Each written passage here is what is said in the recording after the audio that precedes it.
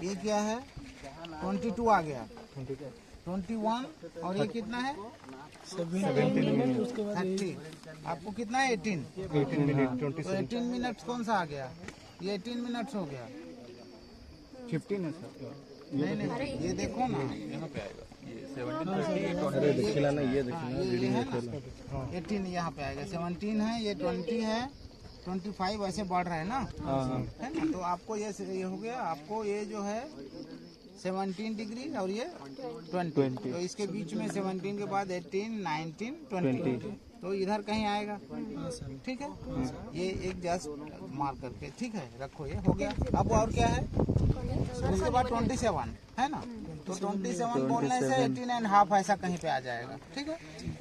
उसके बाद में क्या है 82 डिग्री 31 मिनट 30 है ये और ये 32 हो गया हाँ तो 31 से 31 सेकंड 31 मिनट 31 सेकंड 31 सेकंड कितना है ठीक है। मान लो ये इतना हो गया और 31 सेकंड इसी बीच में ये लाइन एक लेके जाओ और एक लाइन हम लोगों ने कहाँ पे मार्क किया था इधर कहीं पे मार्क किया था तो इधर ही आना चाहिए और ये क्या आ गया रामपुर है ना।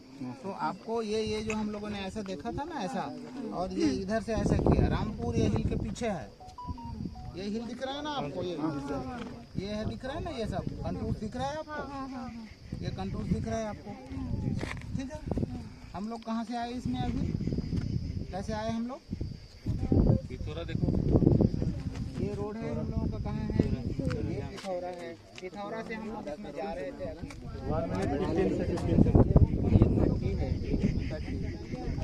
अभी सेंटर में आएगा 2.5 है समझ 2.5 बोलने से कितना हो गया 1 सेंटीमीटर इज इक्वल टू 500 तो 2.5 इज 1.5 किलोमीटर 1250 कितना 1250 1 किलोमीटर 1250 मीटर बोलने से 1 किलोमीटर 250 मीटर है 1.25 किलोमीटर 1250 मीटर मतलब कितना किलोमीटर 1.25 किलोमीटर 1.25 हाँ 1.25 किलोमीटर है ना। तो आप लिख दो 1.25 किलोमीटर कौन सा आएगा वेस्ट ऑफ रामपुर इसका ये लोकेशन हो गया ठीक है। हाँ 1.25 kilometre west of Rampur village.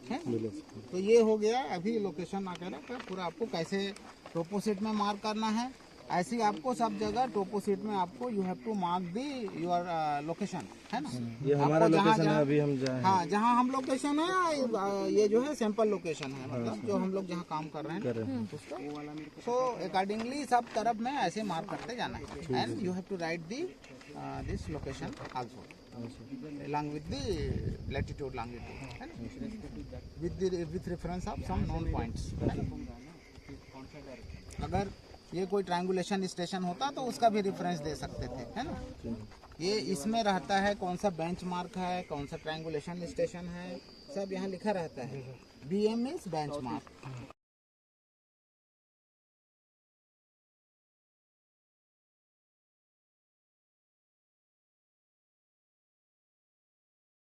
वो वाला जो मंदिर है सूबिया रूट से एकदम बगल में एक डॉट लगा दीजिए बॉर्डर पर लोकेशन का। अगर मंदिर से कितना दूर है 100 मीटर होगा मतलब वहाँ से रोड का इस तरफ इस डायरेक्शन में भी कर सकते हैं 2 mm 3 mm ये रफली एक डॉट लगाए तो ठीक है। दैट इज़ यूर हम क्या करते हैं ऐसी मैप में L7 ये कितना है L7 ऐसे मार्कर बाद में L7 में क्या फिर किया ये सब मार्क करने के बाद पूरा इसको ड्राइंग है अभी L7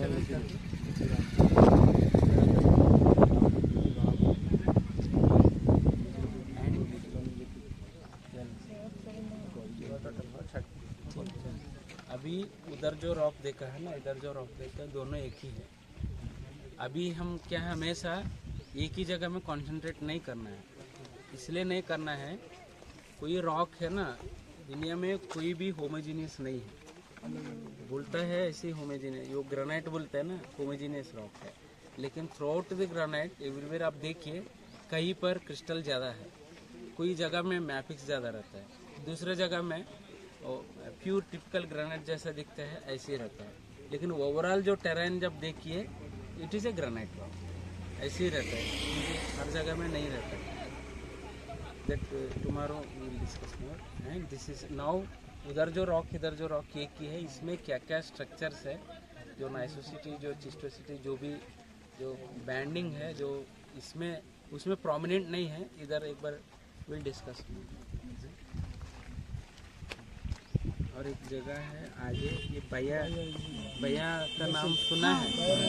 हाँ, इधर आसपास में जो भी नाइसेस है उसको जैसे सिंगबम क्राटा या ऐसे लोकल नाम देते हैं ना, शुरू में किम्बरलाइट, जो किम्बरली में पहले हुआ है, डायमंड्स, ऐसा लोकेलिटी नेम है। बाया का आसपास जितना नाइसेस है दो आर ऑल बाया नाइसेस। एंड स्ट्रैटिग्राफी वो एक एक हम, आपके पास पीपीटी है ना, है क्या लेयरिंग ऐसा कुछ है नहीं, रैंडमली क्रिस्टल ना ओरिएंटेड, दोनों बगल बगल में है। आप क्या बोल, कुछ यंगर एंड ओल्डर कुछ बोल सकते हैं, इसको दोनों को देख के कैसा बोल पाएंगे? हैं? सर उसमें फॉल्ट नहीं, क्यों होगा यंगर? देखो, उसको आपको लॉजिकल वे में सोचना है। हाँ। अभी रमेश साहब ने आपको क्या बोला कि पैरानाइस और आर्थोनाइस, ये है आर्थोनाइस। आर्थोनाइस ये किससे बना है? ये किससे बना है? इग्नियस में फिर बताया। और राफ्टाइट किससे बना है? ये ग्रेनाइट से ये बना है। तो ओल्डर कौन सा होगा? ग्रेनाइट होगा ना। नहीं, इस केस में अलग, ये तो इसका ये जो दूसरा ग्रेनाइट से बना है एक्चुअली, वो इंक्लूसिव ग्रेनाइट है, इसलिए शायद इनको भी कंफ्यूजन हो रहा है, उसको क्लैरिफाई कर दो। वो इसमें ग्रेनाइट क्या है? हाँ। अगर देखिए एक रॉक बगल में, एक ग्रेनाइट रॉक है, मीन्स इग्नियस रॉक है, एक मेटमार्फिक रॉक है। अगर वो इग्नियस अलग है एक्चुअली, जो हम लोगों ने जो रोड के पास में देखा है ना इग्नियस रॉक ग्रेनाइट, डोंगरगढ़ वो डोंगरगढ़ ग्रेनाइट है, और वो यंगर इसमें स्ट्रेटिग्राफी में आता है, मतलब उसका स्ट्रेटिग्राफिक पोजीशन यंगर है, वो इंट्रूसिव का है। तो वो ग्रेनाइट से ये ग्रेनाइट नहीं बना है एक्चुअली, है ना, जो बता रहे थे ना वो कि ग्रेनाइट से ये ग्रेनाइट अगर बनता फिर इसका प्रोटोटाइप वही ग्रेनाइट हम बोल सकते हैं। लेकिन हम ये 4 दिन ट्रैवल्स में आपको क्लियर हो जाएगा, दैट विल लीजिए। लेकिन वो पूरा जो डोंगरगढ़ ग्रेनाइट है, it is a non polluted granite, means you may not get layering, gneissicity, all those things. दोनों एक लोकेशन में बगल बगल में मिला है। उससे हम क्या ले सकते हैं पता है? सपोज ये पूरा रॉक अगर मेटमार्फिज्म होता तो ग्रेनाइट भी होता। एक रॉक में क्यों मिलता है आपको? पार्टली एक रॉक में स्पेशली नाइसिक बैंड क्यों आपको दिखा है, और उसका बगल में जो और एक रॉक यूनिट था उसमें नाइसिक बैंड कुछ है नहीं, या लेयरिंग जैसे दिख रहा है, कुछ है नहीं। इससे हम क्या बोल सकते हैं? सोचिए।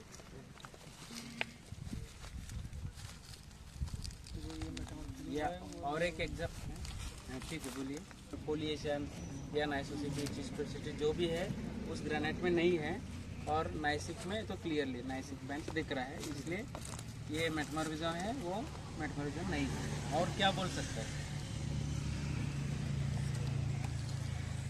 सोच लीजिए, जस्ट उसी में पूरे इन्फॉर्मेशन। और एक बार क्वेश्चन बगल में देखिए ये वाला, ये कैसा लोकेशन में है? ये जो बुक के पूरा ये ग्रेनाइट नाइस है, और ये वाला पूरा ग्रेनाइट है। ये दोनों को देख के हम क्या बोल सकते हैं? कौन सा एंगर है, कौन सा ओल्डर में? इसी में बहुत कहानी है। ये बोल रहा था ये नाइसिक बैंड दिख रहा है, that means it is a metamorphic rock. इसमें बैंडिंग ऐसा कुछ नहीं दिख रहा है, जो भी पोल्यूशन एसिस्टोसिटी कुछ भी इसमें नहीं है। क्रिस्टल्स आर रैंडमली ओरिएंट है, जो टिपिकल ग्रेनाइट आप जो देखा है ना वैसी है। फिर इसलिए एक इग्नियस है। फिर और क्या बोल सकते हैं? इसमें रिक्रिस्टलाइजेशन हुआ है, इसमें रिक्रिस्टलाइजेशन नहीं हुआ, क्योंकि वो नहीं आप इसमें क्रिस्टलाइजेशन हुआ है जिसमें जो पोल्यूशन आया है उसमें क्रिस्टलाइजेशन रिक्रिस्टलाइजेशन हुआ है, हाँ जिसमें ओरिएंटेशन नहीं हुआ है, उसमें क्रिस्टलाइजेशन नहीं हुआ है, वो ओनली इग्नियस रॉक है जो कि मैग्मा से डायरेक्ट बना है, इसलिए उसमें कुछ बैंडिंग वगैरह कुछ नहीं आया। वो तो ऐसी क्रिस्टलाइजेशन क्रिस्टलाइज होके क्रिस्टल बनता है ना, ऐसी तो मैं पता है ना। ये तो मेटमॉर्फिक रॉक मतलब ये रिक्रिस्टलाइजेशन हुआ है, इग्नियस रॉक मतलब ये मीन्स नॉर्मल क्रिस्टलाइजेशन, मैग्मा से क्रिस्टलाइज होके क्रिस्टल बनता है। और क्या बोल सकते हैं, सोचिए इंट्रूजन तो पार्ट में है। सोचिए इसमें you are getting a structure, mathematic structure, इसमें नहीं इग्नियस स्ट्रक्चर। और क्या बोल कल का ट्रेवर्स में हम लोग जाएंगे तो आप लोगों को you will get the enclave of this gneissic patches gneisses within the granite. इसका विंधन खोल में जब जाएंगे तो that will be very clear. आखिरी कल में जाएंगे तो हम कल या परसों का वो ट्रेवर्स इधर मैं क्या बोलना चाह रहा हूँ, सुनिए, बड़ा इंक्लूड हो गया। अगर ये पूरा खाली इतनी ही मेटमॉर्फिज्म पार्टिसिपेट नहीं होगा ना, अगर छोटा सा एरिया में ठीक है, बट इतना बड़ा, ये पूरा बड़ा एरिया ग्रेनाइट है, ये पूरा बड़ा एरिया इग्नियस रॉक है, इतनी ही एरिया में मेटमॉर्फिज्म हुआ है, इसका एडजेसेंट में जो भी है इग्नियस रॉक दिख रहा है, मेटमॉर्फिज्म नहीं हुआ, ऐसा नहीं होगा।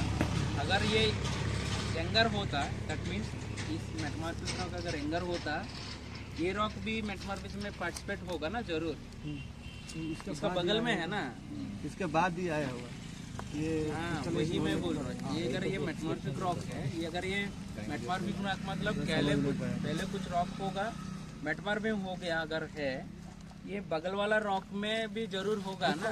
अगर ये एंगर होता, सपोज ये वोल्डर होता, पहले कुछ रॉक था, वो मेटमॉर्फिज्म होके नाइस रॉक बन गया, फिर ये बाद में आया है, मान लो इग्नियस रॉक बाद में आया, in that case we may not get metamorphic signature in this. अगर इसी हिसाब से देखिए, one is metamorphic rock, adjacent rock के नॉन मेटमॉर्फिक रॉक, उससे आपको क्या पता सकता है, जो मेटमॉर्फिक रॉक है that is the older, and the non metamorphic rock है which is occurring adjacent to that is a anger.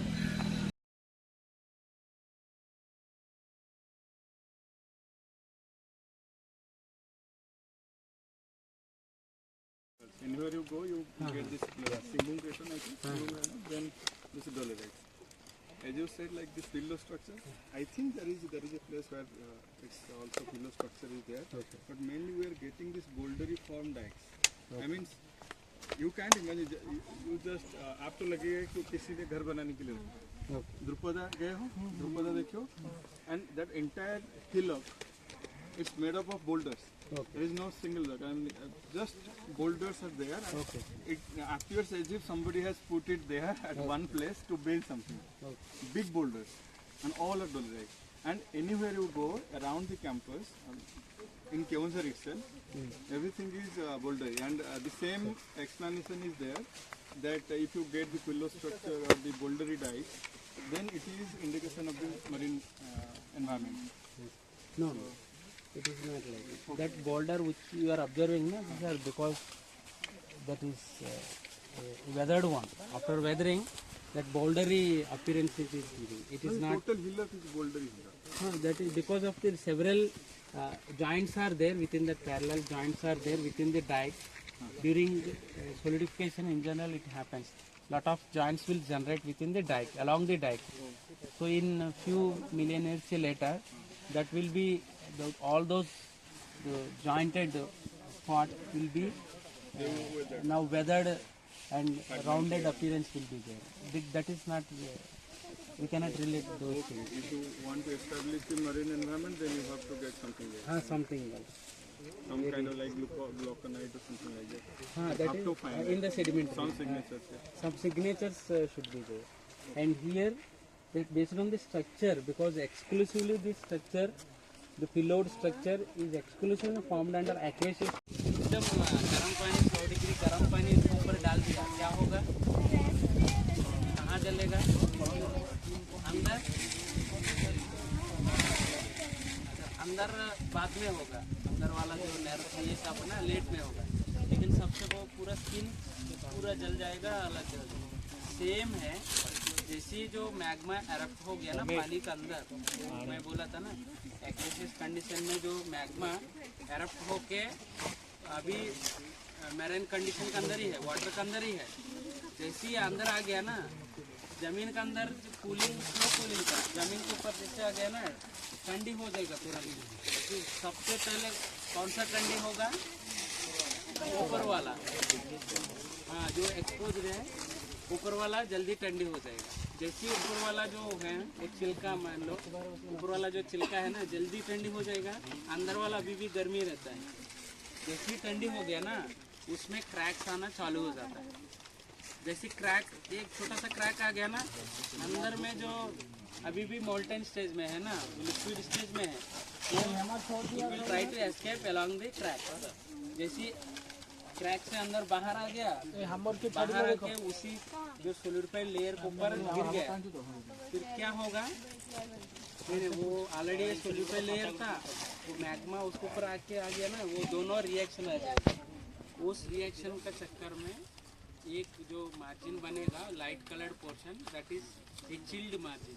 अब जो देखा है ना एवरी पिलो का चारों तरफ में अराउंड द राउंड चिल्ड मार white coloured mostly it is, वो मेनली रिएक्शन है, मेनली इट इज सेल्फर मटेरियल है।